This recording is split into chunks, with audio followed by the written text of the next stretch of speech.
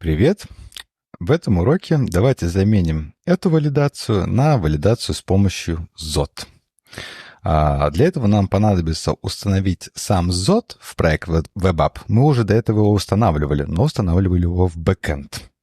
А теперь нужно в WebApp. А также нам понадобится небольшой адаптер для формика, который позволит совместить ZOT с формиком. Так, давайте их установим. Это ZOT и формик-валидатор ZOT. Устанавливаем WebApp. PNPM. Угу. Так, установка. Нам потребуется импортировать with ZOT schema from формик валидатор ZOT и импортировать сам ZOT. ZOT. Хорошо. Так, теперь это мы закомментируем и напишем все то же самое, но с помощью ZOT. И должно получиться более читаемо и более кратко. Validate with ZOT schema. И сюда нужно передать саму ZOT schema. Вот, давайте ее напишем. Сейчас Copilot за нас сам напишет, будем лишь проверять за ним. Хорошо, Z-Object. Так, ну, ладно, давайте сами напишем. Так, name — это у нас строка, и она должна быть минимально одним символом. Вот, это полностью заменяет вот это выражение в данном контексте. Вот, хорошо. Давайте теперь разберемся с ником. Он более сложный.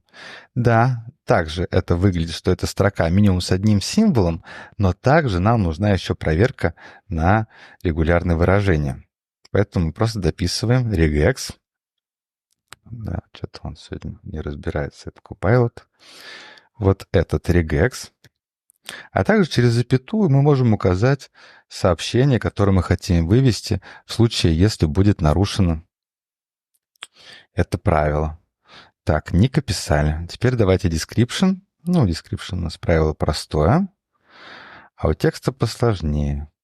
Да, вот. И можно также у любого из метода SOD переписать его дефолтное сообщение об ошибке. То есть здесь мы хотим вывести вот точно такой же текст. Ну, хотя давайте посмотрим, какой дефолтный, чтобы вы понимали, почему я заменяю это на какие-то свои сообщения. Так, вот мы это сохранили, и давайте проверим, что наша форма по-прежнему правильно валидирует. Угу. Обновили, отправили форму, да, и на нас ругаются.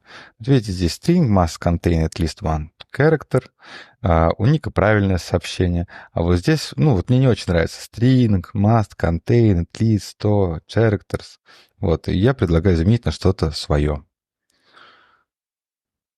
Хорошо, заменили на такой текст, и все, и текст уже наш.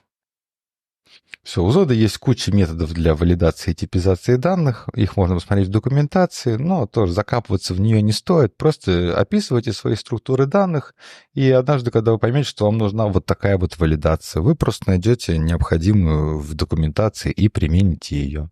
Все, старый код нам больше не нужен. Можно обратить внимание, насколько он стал короче и насколько более читаемым. В дальнейшем мы все это еще улучшим. У нас же, по сути, на бэкэнде будут тоже эндпоинты, которые должны валидировать данные, входящие из бэкэнда. И мы будем один и тот же код для валидации наших данных использовать и на фронте, и на бэке, и это удобно и доступно только фуллстекам, которые пишут на JavaScript или TypeScript.